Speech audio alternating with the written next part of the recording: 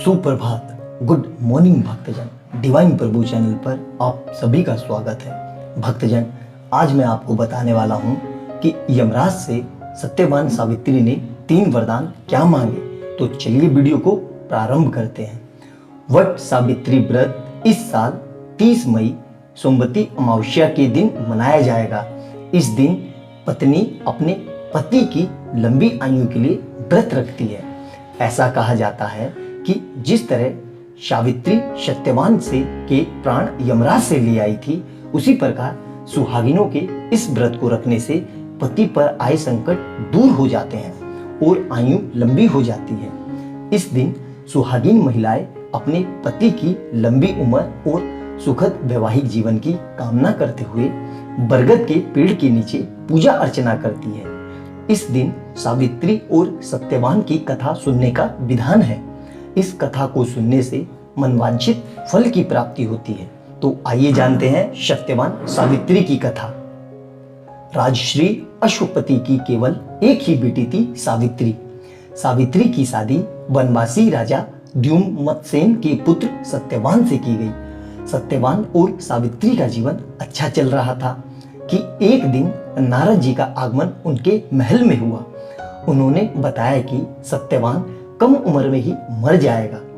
ऐसे में सावित्री ने हिम्मत नहीं हारी और सत्यवान के साथ भगवान की आराधना करने लगी।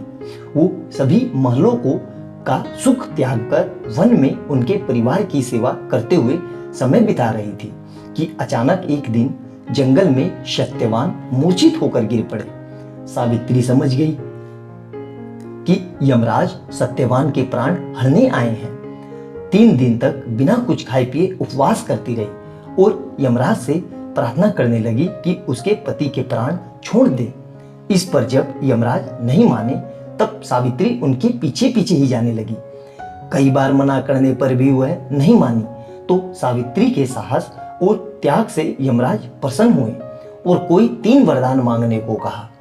सावित्री ने सत्यवान के दृष्टिहीन माता पिता के नेत्रों की ज्योति मांगी, उनका छीना हुआ राज्य मांगा और अपने लिए 100 पुत्रों का वरदान मांगा।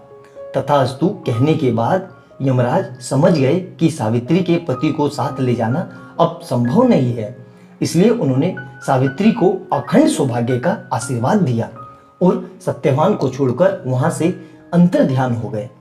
उस समय सावित्री अपने पति को लेकर वट वृक्ष के नीचे ही बैठी थी।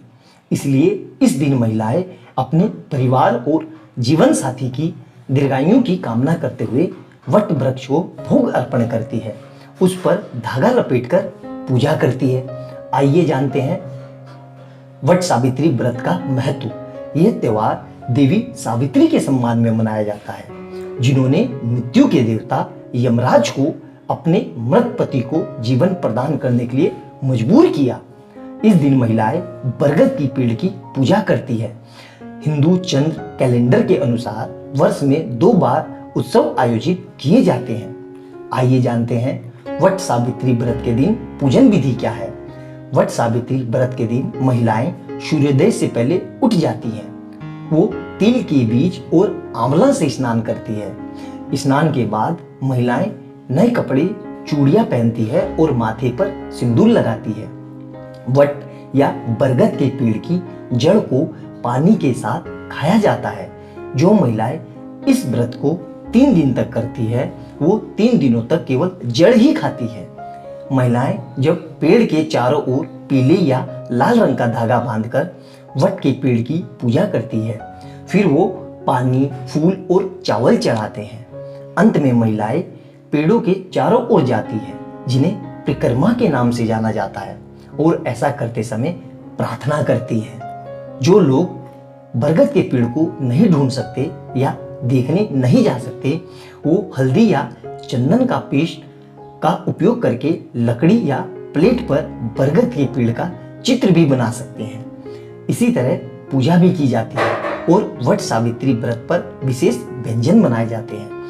वट सावित्री व्रत के दिन महिलाएं घर में बड़ों और विवाहित महिलाओं से आशीर्वाद लेती हैं। वट सावित्री व्रत पर दान करना भी बहुत फलदायी होता है। इस दिन लोग गरीबों और जरूरतमंदों को धन, भोजन और कपड़े दान करते हैं। तो भक्तजन, ये जानकारी आपको कैसी लगी? आशा करता हूँ कि आपको आनंद की अनुभूति हुई होगी। ऐसे ही अद्भुत और अलौकिक पौराणिक कथाओं को जानने के लिए तथा सनातन धर्म और हिंदू धर्म के देवी देवताओं के बारे में जानने के लिए हमारे चैनल को लाइक एंड सब्सक्राइब कीजिए। हमारा भी निरंतर यही प्रयास रहता है कि कैसे आपके समक्ष अच्छी से अच्छी और सुंदर से सुंदर वीडियो प्रस्तुत की जाए।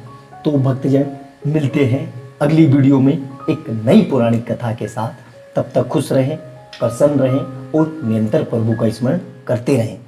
आपकी भक्ति सच्ची और निष्ठावान होगी तो देर सवेर प्रभु आपकी वंदना जरूर स्वीकार करेंगे। आपको प्रभु पर और अपने आप पर संपूर्ण विश्वास होना चाहिए। हम भी इस वर्ष से आपके मंगलमय और हितकारी जीवन के लिए कामना करेंगे। मिलते हैं अगली वीडियो में एक नई पौराणिक कथा के साथ। तब तक खुश रहें, प्रसन्न रहें। जय हिंद, जय भारत। बाय बाय भक्तजन।